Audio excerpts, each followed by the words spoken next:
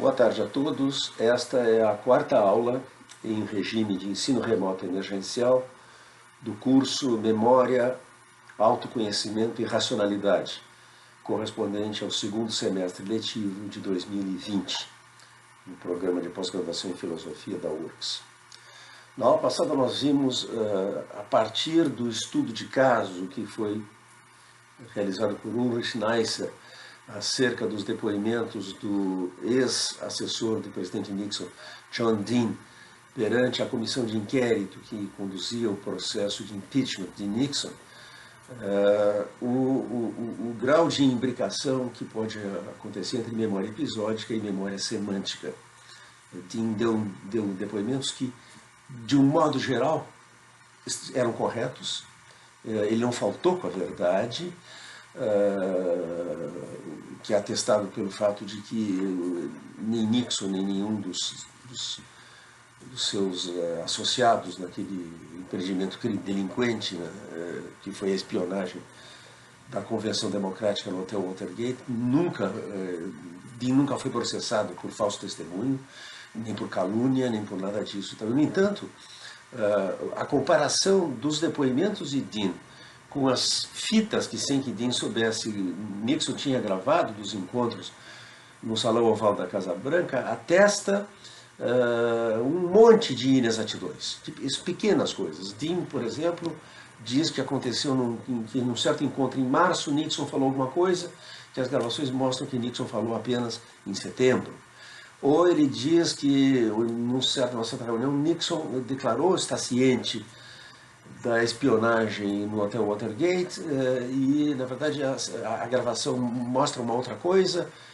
Nixon não diz que está ciente, mas do contexto se depreende que sim, ele está ciente. Tá? Bom, hoje eu quero falar um pouco mais da concepção de memória episódica desenvolvida por Endel Tulving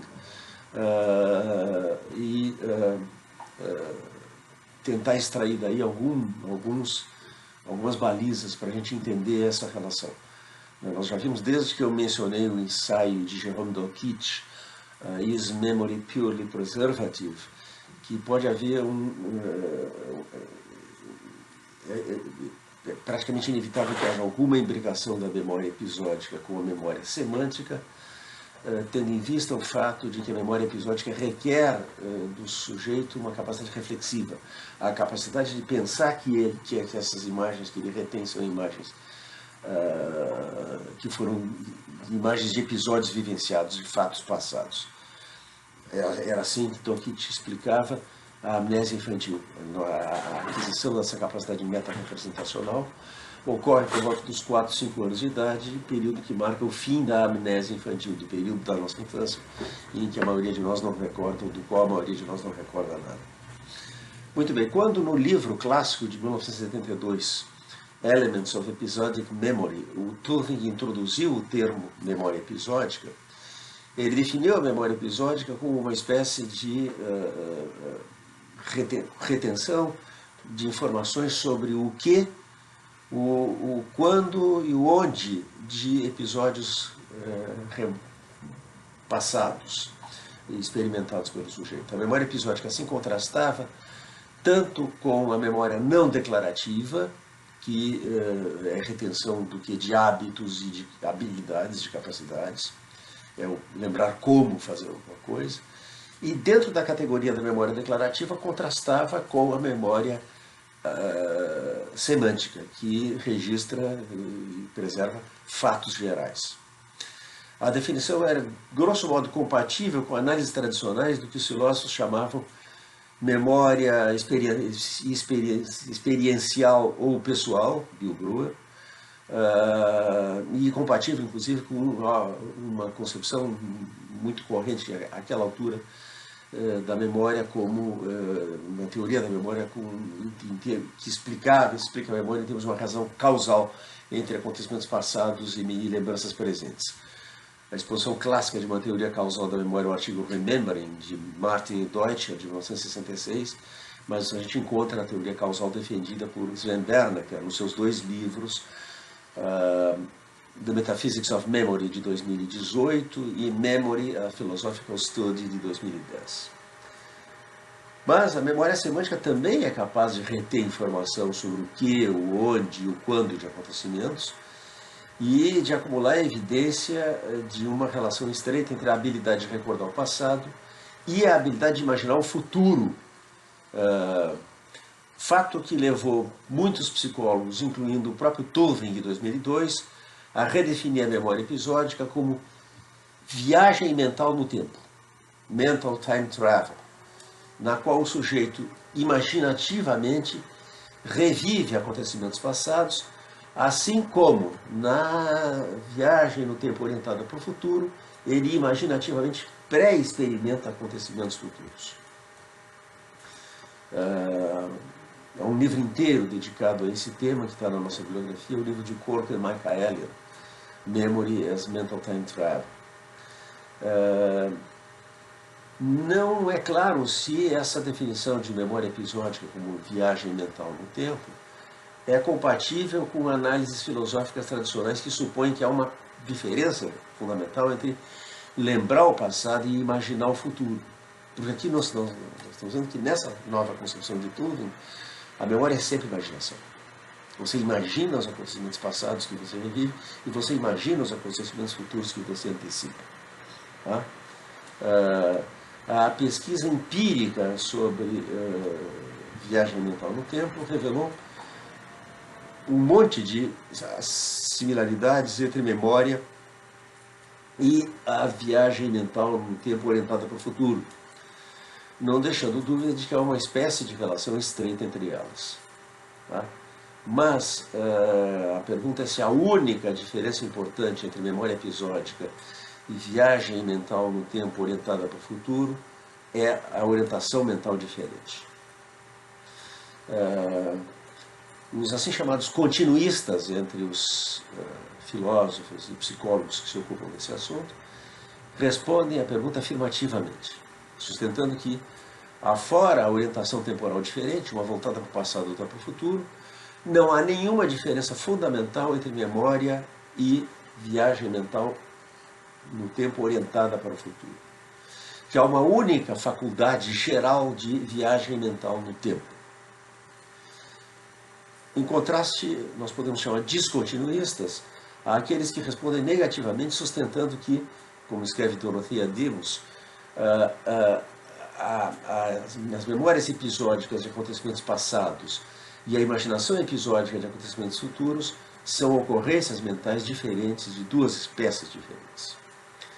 O debate entre continuistas e não continuistas está em curso nos nossos dias.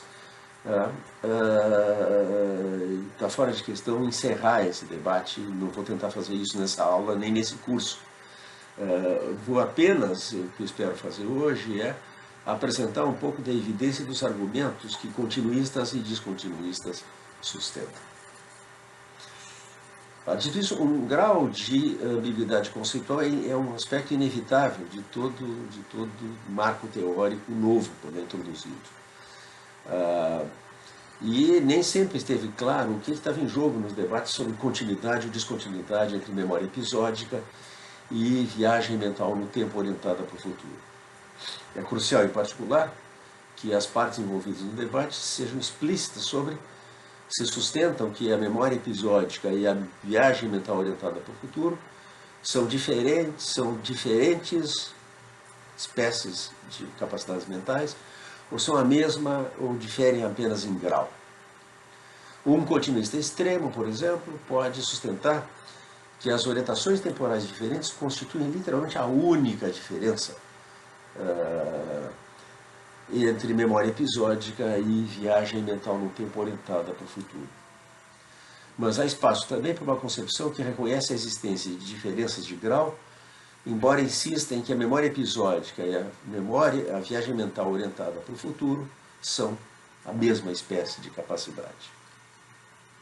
Assim, um continuista moderado pode conceder, por exemplo, que imaginar acontecimentos futuros é algo, em algum sentido, cognitivamente, envolve um esforço maior do que recordar eventos passados e que envolve também uma ativação mais forte de certas regiões do cérebro e, no entanto, sustentar que o que está em jogo, tanto em recordar o passado quanto em imaginar o futuro, é um mesmo processo fundamental que é executado por um único sistema. À luz da evidência em favor de diferenças de grau entre memória episódica e viagem mental no tempo orientada para o futuro, a maior parte dos continuistas adotam essa visão moderada. Tá? Formas extremas e moderadas de descontinuismo também estão disponíveis. Um descontinuista extremo sustentaria que a memória episódica e a viagem mental no tempo orientada para o futuro não tem nada em comum, mas há também espaço para uma concepção que reconhece a existência de semelhanças de grau, embora insista que a memória episódica e a viagem mental no tempo orientada para o futuro são espécies diferentes de capacidades mentais. Assim, um descontinuista moderado pode conceder que a memória episódica e a viagem mental no tempo orientada para o futuro, a capacidade de imaginar o futuro, envolvem a simulação episódica construtiva de acontecimentos e que a simulação episódica construtiva, por sua vez, depende da rede central no cérebro, de uma mesma rede, e, no entanto, sustentar que a necessidade de um nexo causal entre experiências passadas é o que está na base da diferença de espécie entre o processo de recordar o passado e o de imaginar o futuro. Tá? À luz da evidência em favor de similaridades quantitativas entre memória episódica e viagem mental no tempo orientada para o futuro, a maioria dos descontinuistas endossam algo como essa concepção moderada. Mas o fato de que descontinuistas e continuistas concordam que há algumas semelhanças e algumas diferenças entre a memória episódica e a viagem mental no tempo orientada para o futuro não deve sugerir que a gente subestime a medida do desacordo entre eles. Para descontinuistas, há uma diferença de espécie entre o que fazemos quando recordamos o passado e o que fazemos quando imaginamos o futuro. Para os continuistas, há apenas uma diferença de grau.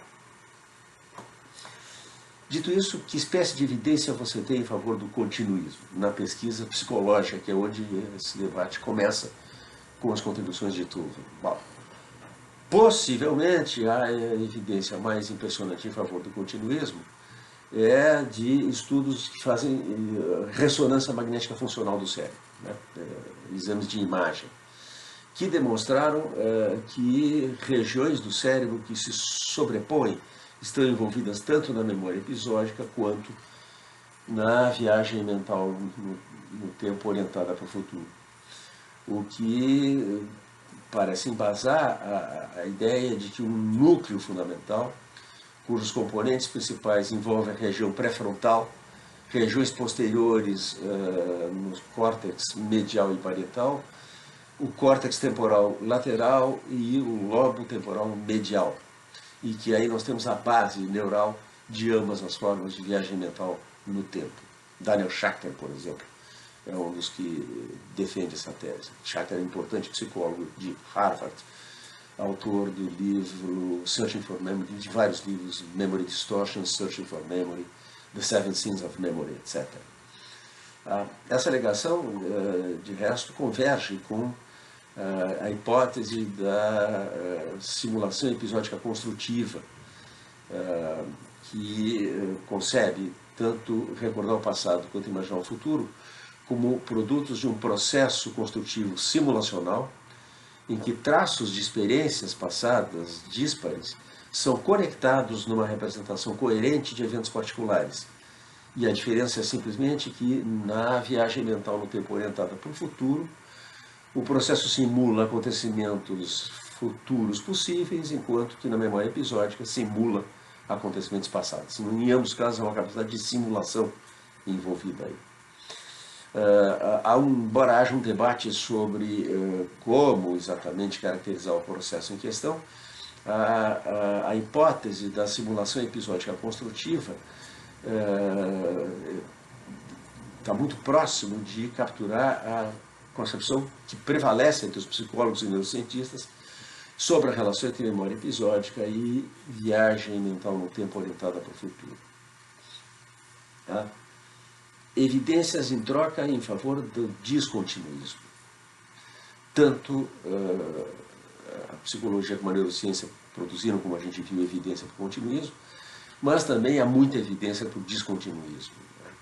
E depois de uma onda inicial de entusiasmo com a tese de Tuvin e Schachter, entusiasmo em favor de formas extremas de continuismo, houve a tendência de adotar uma visão mais moderada. Recordar acontecimentos passados, por exemplo, está associado com detalhes contextuais e sensoriais mais ricos e mais vívidos do que a imaginação de eventos futuros. Tá? E a valência emocional de episódios lembrados e imaginados exibe uma discrepância semelhante. Acontecimentos futuros imaginados são caracterizados por uma maior positividade do que acontecimentos passados lembrados.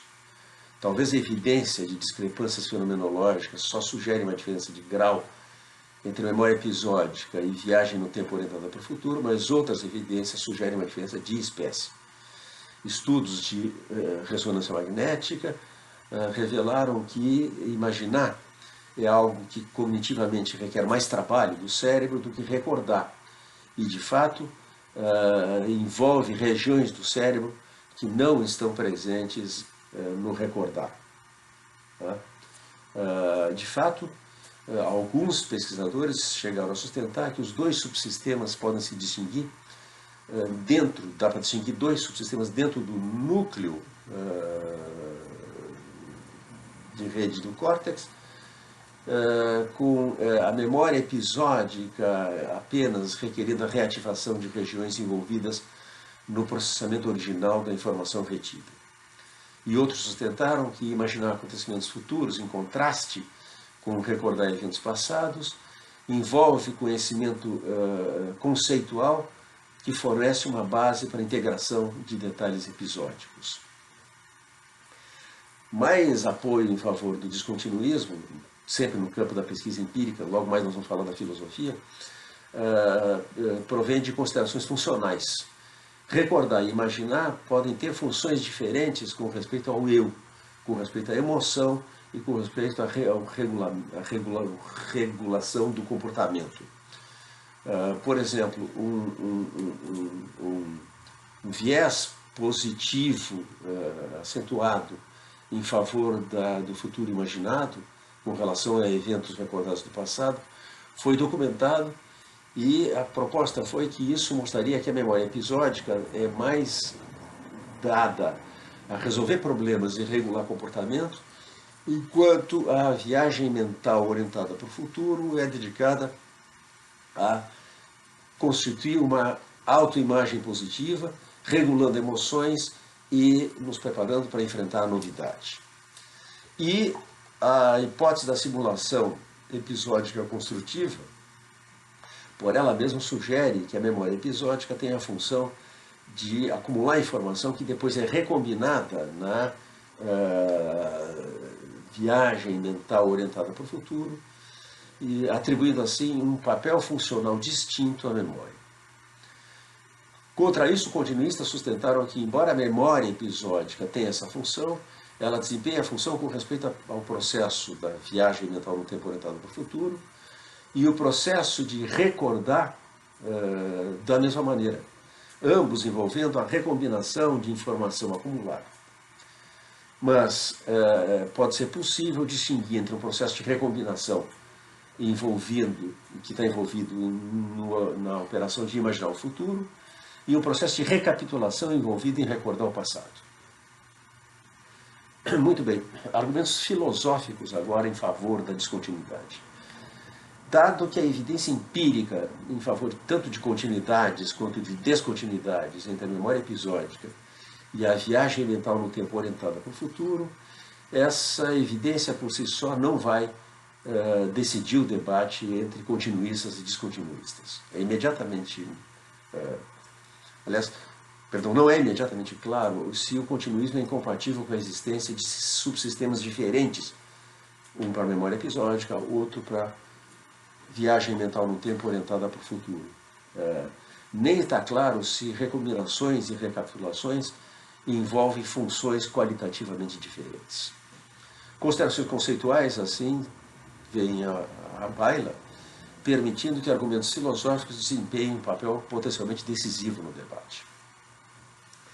Começando pela epistemologia, um argumento em favor do descontinuísmo apela para a possibilidade ou impossibilidade de erro por identificação inadequada da memória episódica e da memória orientada para o futuro, da viagem mental orientada para o futuro.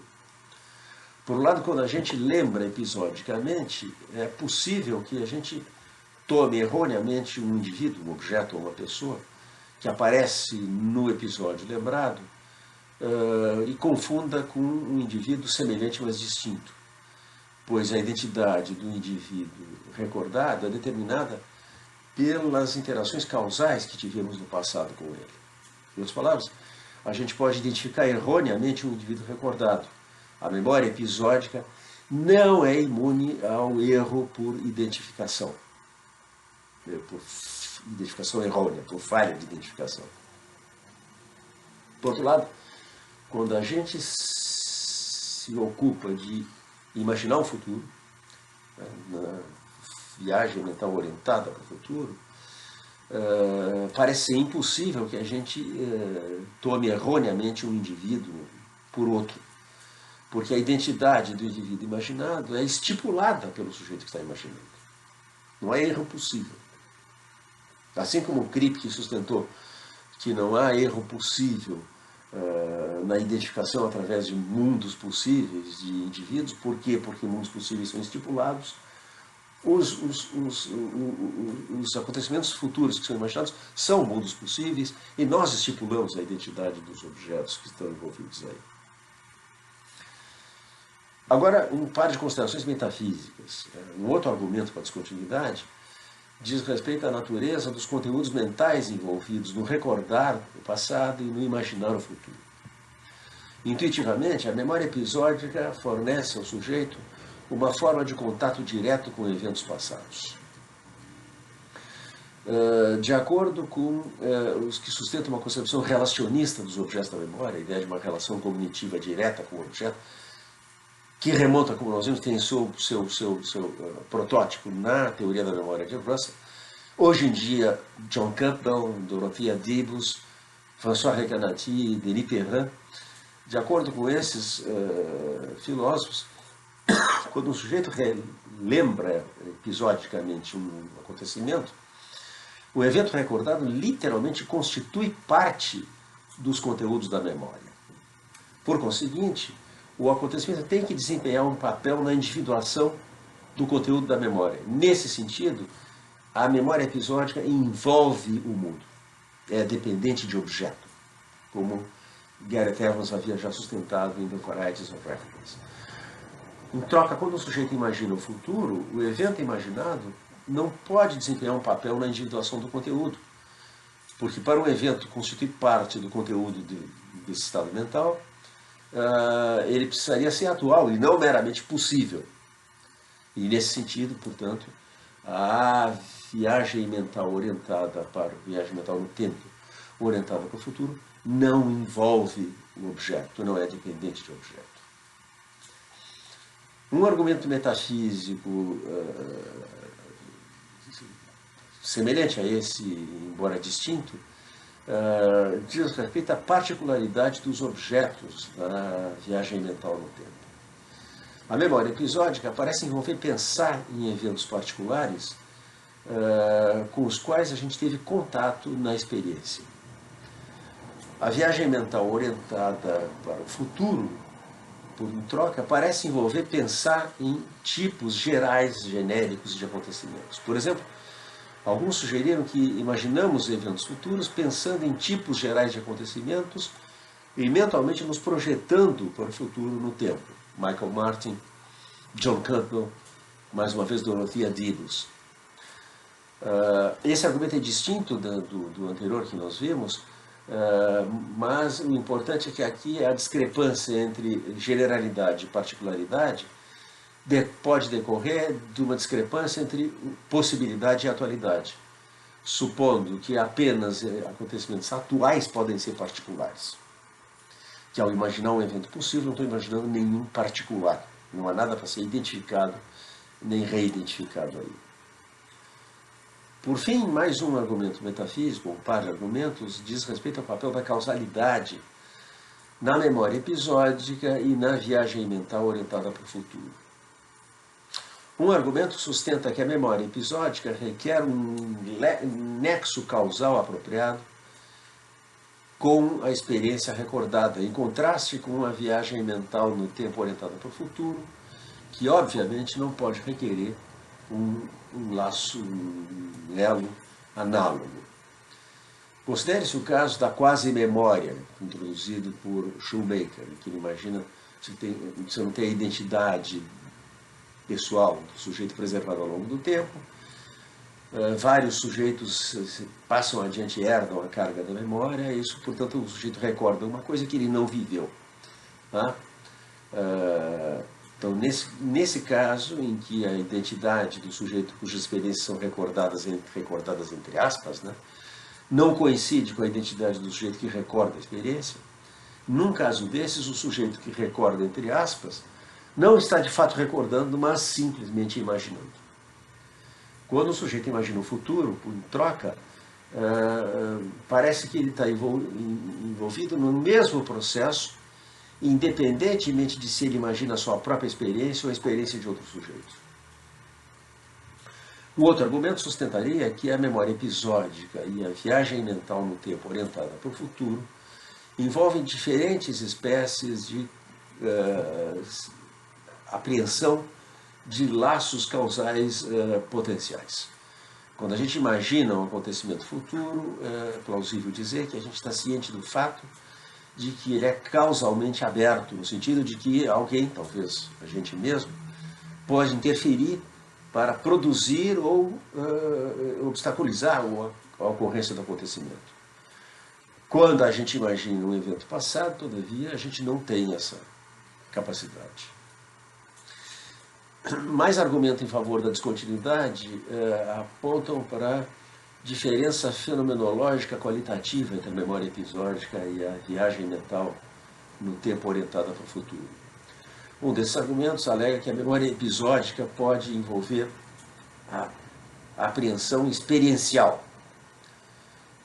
Isso está ligado àquele ponto que vimos que os objetos da memória episódica são objetos atuais e não meramente possíveis. Para que alguém esteja experiencialmente ciente de um acontecimento, o acontecimento tem que ser atual. Em outras palavras, a gente não pode estar experiencialmente ciente de acontecimentos meramente possíveis, como são acontecimentos futuros.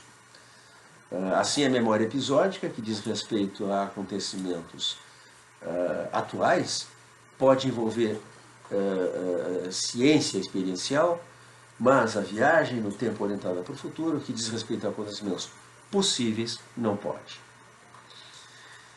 Por fim, um outro argumento fenomenológico chama atenção para o fato de que a consciência autonoética, a consciência dos seus próprios estados, emerge, se manifesta de maneira diferente na memória episódica e na viagem mental no tempo orientada para o futuro.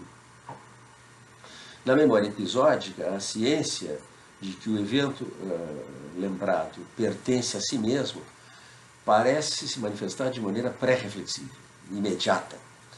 Na viagem mental no tempo orientada para o futuro, em troca, parece ser o resultado de um processo deliberado, inferencial. De fato, embora alguns tenham tomado a autonoese, a ciência do seu próprio estado cognitivo, como um traço necessário da viagem mental no tempo orientada para o futuro, outros sustentaram que uma experiência futura simulada permanece essencialmente inalterada quando a identidade do sujeito imaginado desloca-se da identidade do sujeito que imagina para outro sujeito. Se isso estiver correto, a consciência autonoética, que diz respeito ao eu, não seria um aspecto necessário da viagem mental no tempo orientada para o futuro, reforçando o contraste entre viagem mental no tempo orientada para o futuro e memória episódica. Isso sustentou Denis Perrin no artigo de 2016. Agora, um par de argumentos em favor do continuismo em troca. Tá? Esses argumentos em favor do descontinuismo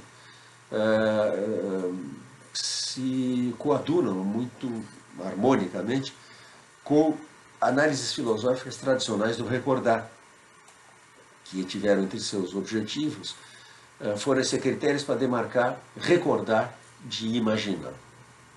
A teoria causal, em particular, pressupõe que há uma diferença de espécie entre recordar o passado e imaginá-lo, e sustenta que essa diferença não deve ser compreendida em termos da presença ou ausência, que essa diferença deve ser compreendida em termos da presença ou ausência de um elo causal apropriado para com o evento recordado. O que faz a diferença entre recordar um evento passado e imaginá-lo, de acordo com a teoria causal, é que o primeiro, recordar o evento passado, envolve um nexo causal apropriado com o evento representado, enquanto que simplesmente imaginar não envolve. De acordo com a versão mais corrente da concepção causal da memória, o que torna um nexo causal apropriado, no sentido relevante, é que ele é sustentado pela preservação de traços da experiência original que o sujeito teve do acontecimento. A pressuposição de que há uma diferença de espécie entre recordar o passado e imaginá-lo é ameaçada pela concepção da memória como viagem mental no tempo. E alguns filósofos sustentaram que a ideia de que a memória é viagem mental no tempo importa em abordar completamente a ideia de que há uma diferença fundamental de espécie. Tá? A pesquisa sobre viagem mental no tempo sugere que a fronteira entre recordar o passado e imaginá-lo pode ser difusa. E talvez mesmo que não haja fronteira nenhuma, como defende no seu livro Corgan McCaelley. Em consonância com a simulação episódica construtiva, a ideia de que o lembrar aqui é simulação episódica construtiva, abordagens simulacionistas da memória episódica rejeitam o objetivo, o desiderato, de fornecer critérios para demarcar o recordado e imaginar. E sugerem em troca que se classifique o recordar como uma espécie de imaginar. De acordo com essa abordagem, não há diferença de espécie entre recordar o passado e imaginá-lo. Recordar simplesmente é imaginar o passado. Essa é a tese radical de Michaeli, do livro Memory as Mental Time Travel, que a gente tem ali no Dropbox.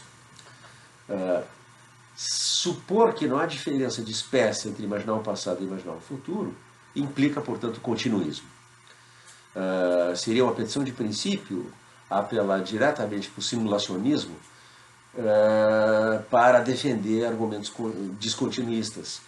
E tal apelo passaria por alto sobre o fato de que a viagem mental no tempo, a pesquisa sobre a viagem mental no tempo, também forneceu evidência em favor do descontinuismo. Todavia, o simulacionismo tem um papel a desempenhar no debate. A evidência empírica para o descontinuismo é compatível com uma abordagem grosso modo simulacionista. A alegação de que subsistemas diferentes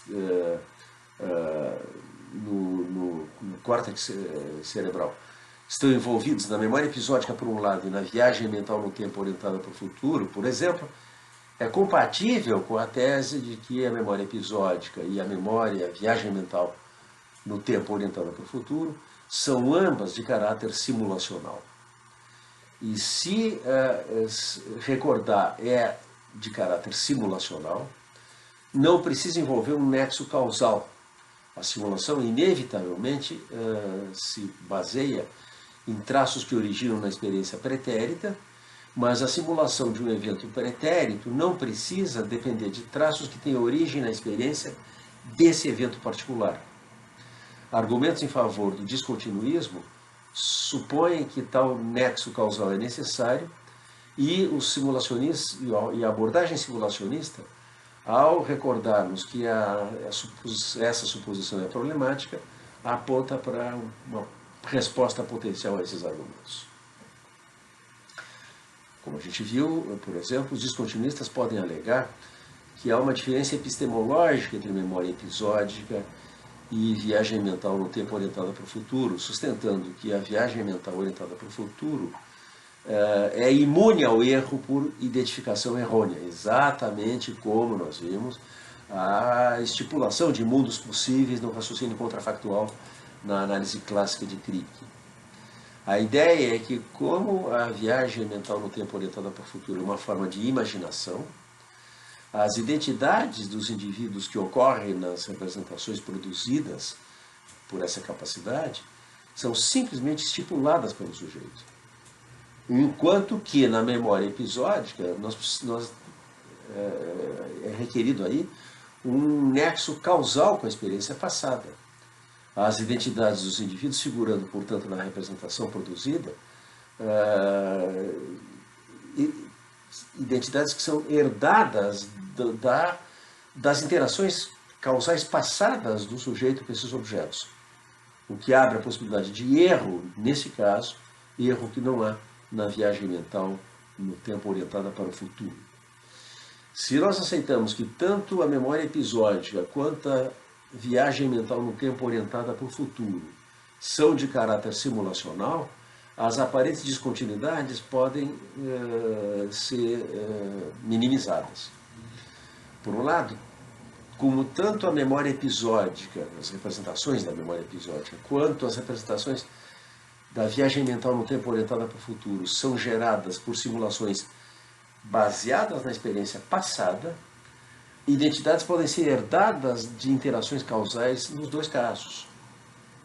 Por outro lado, como tanto a memória episódica, representações da memória episódica, quanto representações da viagem mental no tempo orientada para o futuro são produzidas por simulações, identidades podem ser herdadas diretamente. Justamente não podem ser herdadas diretamente. Dado que tanto as representações da memória episódica quanto representações da viagem mental orientada para o futuro são produzidas por simulação, não se pode herdar identidades diretamente. E a estipulação pelo sujeito pode desempenhar um papel nos dois casos.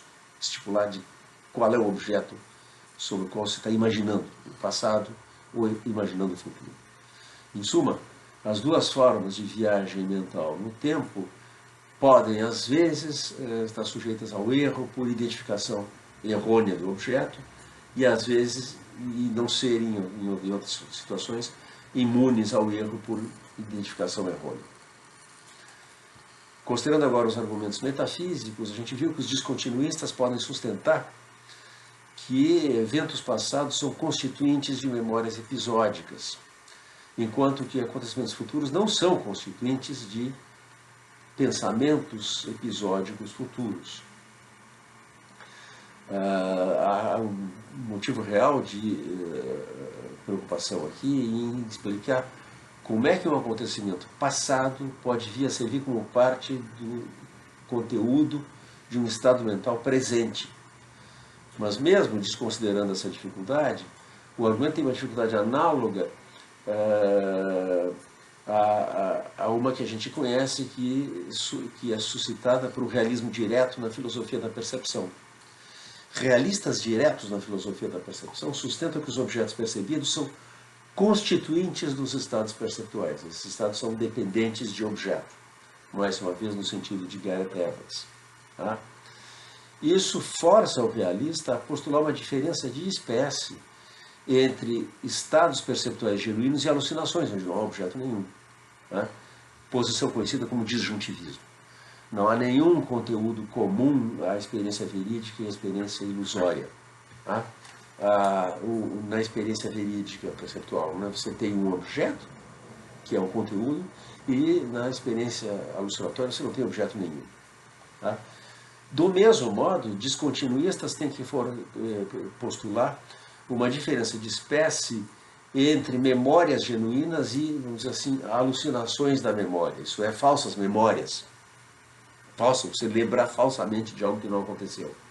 E assim adotar uma forma de disjuntivismo acerca da memória. O ônus é que o disjuntivismo postula diferenças metafísicas ali onde nós não detectamos diferenças empíricas. No caso da percepção genuína e da alucinação perceptual, tudo parece funcionar da mesma maneira em termos neurológicos, cognitivos e fenomenológicos. E o mesmo vale para casos de memória genuína e alucinação de memória ou falsa memória. Os descontinuistas podem insistir que a presença de um nexo causal para um acontecimento passado, no caso da memória genuína, funda uma diferença metafísica entre a memória genuína e a falsa memória. Mas, se recordar um processo simulacional, não precisa haver esse elo, esse nexo causal. Mais ainda, o apelo intuitivo do realismo direto, do relacionalismo, é comprometido seriamente pelo caráter simulacional do recordar, se não precisa haver nenhum nexo causal entre uma memória de um acontecimento passado e a experiência original que o sujeito tem dela.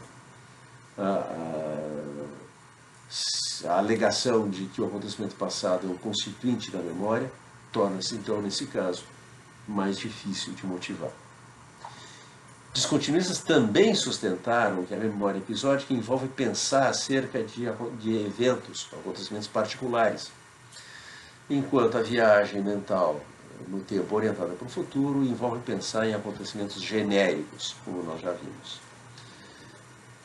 Se a gente tem presente o caráter simulacional de ambos, tanto da memória episódica quanto da viagem mental no tempo orientada para o futuro, os continuistas podem responder argumentando que, se a memória episódica pode envolver pensar em eventos passados, do mesmo modo pode a viagem mental orientada para o futuro.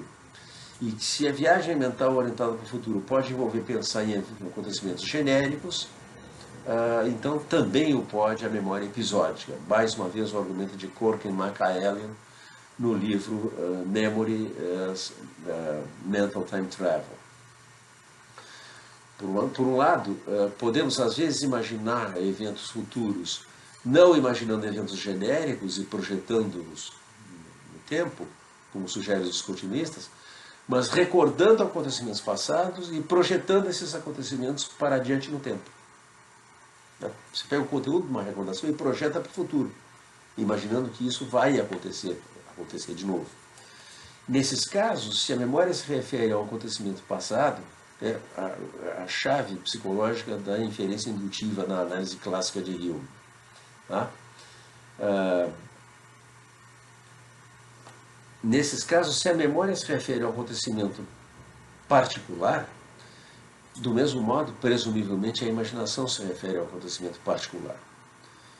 Por um lado, a gente pode, às vezes, recordar acontecimentos passados, imaginando acontecimentos genéricos e projetando-os para trás no tempo. E, nesses casos, se a imaginação se refere ao evento genérico, do mesmo modo, a memória também. Esses argumentos dependem indiretamente de suposições sobre causalidade. Mas, como a gente viu, descontinuistas sustentaram, apelando mais diretamente a ideia de que a memória episódica e a memória, a viagem mental no tempo orientada para o futuro, que elas diferem com respeito à causação, a causação sendo constitutiva da memória episódica e não da antecipação do futuro.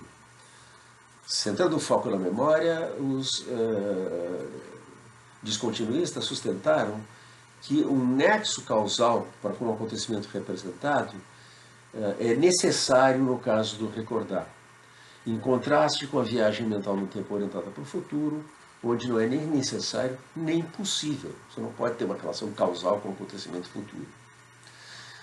Aqui, os continuistas podem responder que, dado o que nós sabemos sobre a natureza simulacional do recordar, pode não haver garantia de que nenhum caso de recordar envolva um nexo causal com o evento representado. Descontinuistas são forçados, então, a insistir que apenas onde há um nexo causal há recordar autêntico. Mas, de novo, isso envolve postular uma diferença metafísica sem uma diferença empírica correspondente. A pesquisa sobre viagem mental no tempo sugere que recordar envolve o mesmo processo, independentemente de se preserva ou não um nexo causal. A alternativa continuista é tratar casos de quasi-memória, por exemplo, a quasi-memória de Shoemaker, não como casos em que o sujeito simplesmente parece recordar, mas como casos em que o sujeito recorda genuinamente, mas recorda de maneira inexata. Centrando o foco do interesse na viagem mental no tempo orientada para o futuro, descontinuistas sustentaram que a viagem mental orientada para o futuro envolve a ciência, a percepção, a apreensão da abertura causal do futuro. A memória episódica não envolve uma ciência paralela, porque o passado é causalmente fechado. Dada a similaridade entre os processos simulacionais que estão envolvidos na memória episódica e na viagem mental no tempo orientada para o futuro, todavia, os continuistas podem sustentar que nós deveríamos esperar encontrar nos juízos do sujeito sobre o que eles estão recordando, sobre os juízos que o sujeito faz quando está sobre o que ele recorda do passado, o que ele imagina do futuro, que nesses juízos haja equívoco. Se os sujeitos cometem esses equívocos, ou não é uma questão empírica, mas supondo que tais equívocos ocorrem, haverá casos de viagem mental no tempo orientada para o futuro que não envolverão a apreensão da abertura causal do futuro. Como haverá casos de memória episódica que envolverão uma apreensão errônea de abertura causal que não há no passado. Uma apreciação do caráter simulacional do recordar também fundamenta respostas continuistas ao argumento que apela para descontinuidades fenomenológicas.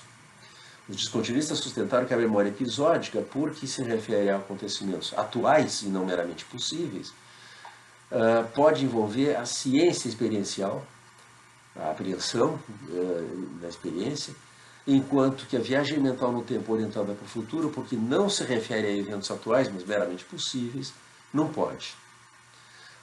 Na falta de um nexo causal com o evento em questão, sustentado o nexo pela preservação de traços da experiência do sujeito, a experiência que o sujeito teve daquele evento, a atualidade do evento não pode assegurar a ciência experiencial, a apreensão. A pesquisa sobre memória construtiva e viagem mental no tempo demonstra que, em casos rotineiros, muitos componentes das representações de memória são importados de outras fontes que não a experiência de acontecimentos recordados. Nesses casos, o sujeito, por presunção, não está experiencialmente ciente de todos os aspectos do evento, e a mesma pesquisa sugere que há casos em que todos os componentes da representação da memória são importados de outras fontes que não a experiência do acontecimento recordado. Em tais casos, o sujeito, por presunção, não está experiencialmente ciente de nenhum aspecto do acontecimento. Os descontinuistas podem sustentar que o recordar genuíno só ocorre onde há pelo menos um traço da experiência original preservado.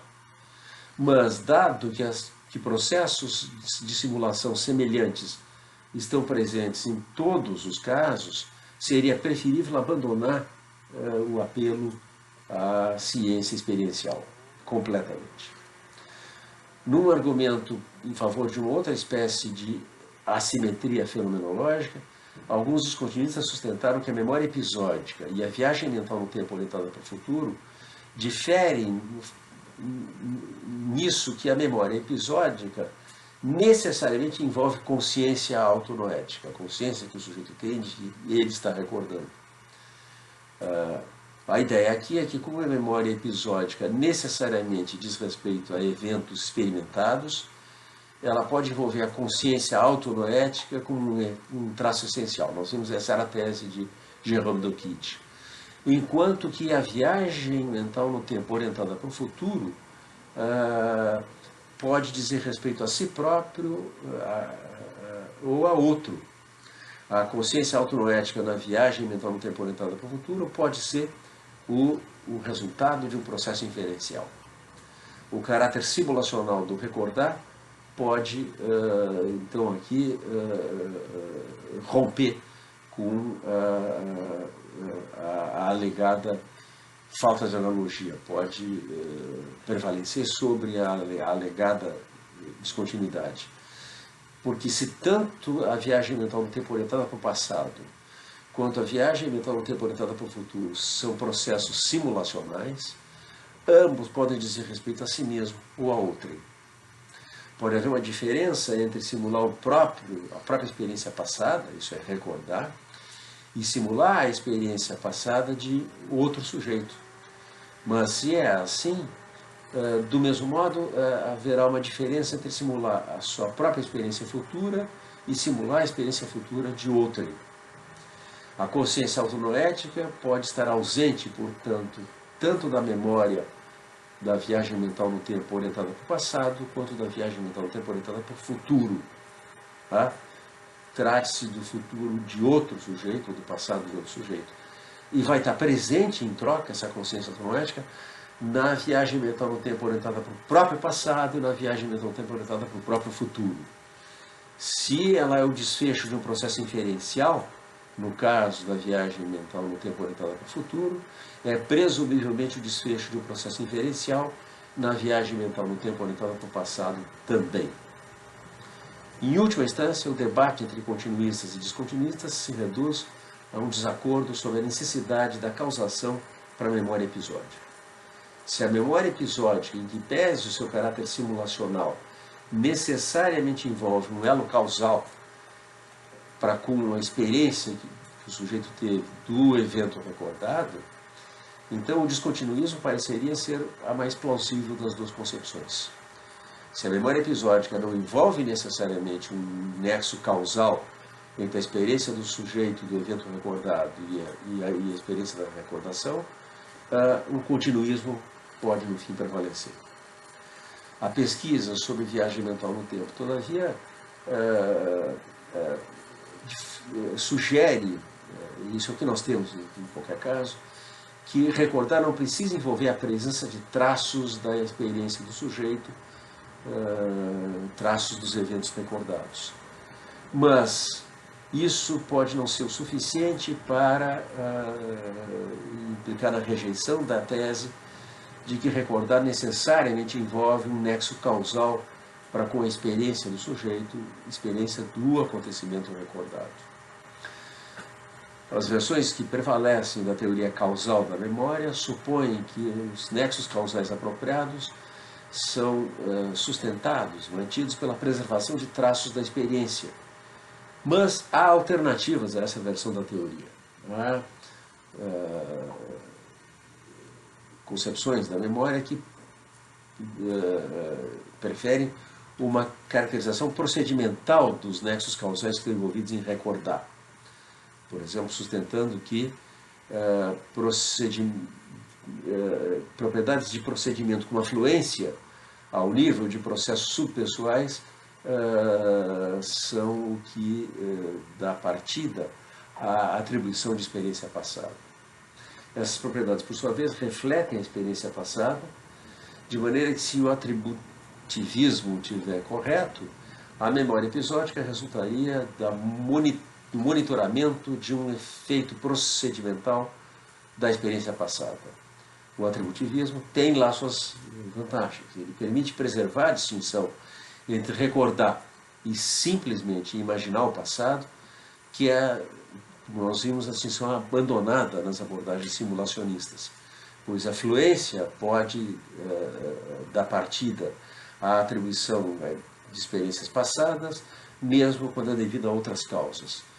E pode também explicar a observação de que há mais atividade neural observada na viagem mental no tempo orientada para o futuro que na memória episódica, pois a simulação envolvida na memória episódica será, em geral, mais fluente, devido ao efeito da experiência passada, muito mais fluente do que aquela envolvida na viagem mental no tempo orientada para o futuro.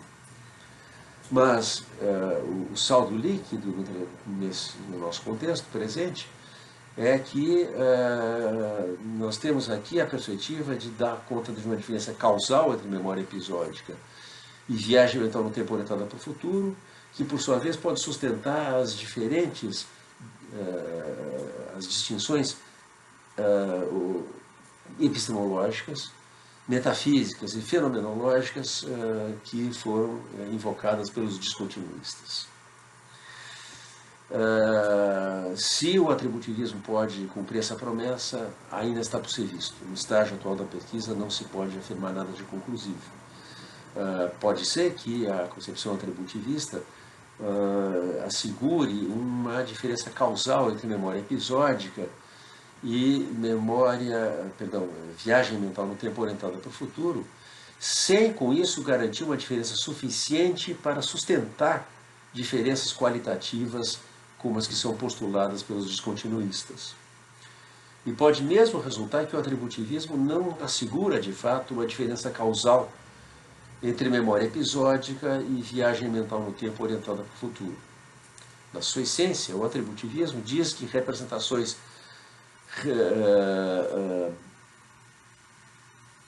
que resultam de simulações mais fluentes tendem a ser atribuídas à experiência passada. A fluência, por sua vez, é tipicamente um efeito da experiência passada. Assim, nos casos em que o sujeito toma-se a si próprio como alguém que está recordando, haverá usualmente um nexo causal com a experiência passada.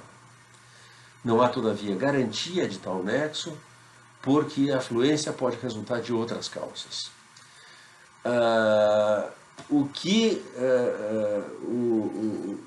Quando isso acontece, de que a fluência decorre de outras causas, os descontinuistas podem sustentar que o sujeito simplesmente parece recordar, sob pena de admitir que um nexo causal não é de fato necessário para recordar. Os continuistas, todavia, podem responder que essa alegação é imotivada. Se o mesmo processo simulacional está em jogo nos dois casos, e se ambos são caracterizados pelo mesmo nível de fluência, ambos devem ser categorizados como casos de recordar. Em última análise, portanto, o debate continuismo-descontinuismo repousa sobre um conflito de intuições acerca da necessidade da causalidade para o recordar. Então, quanto uma teoria da memória pode carecer de adequação material se não introduzir o requisito de um nexo causal entre o acontecimento recordado e a recordação presente. A espécie de teoria causal que Russell desenvolveu a partir de The Analysis of Mind em 1921. Tema para aulas subsequentes. Até lá, bom fim de semana para todos.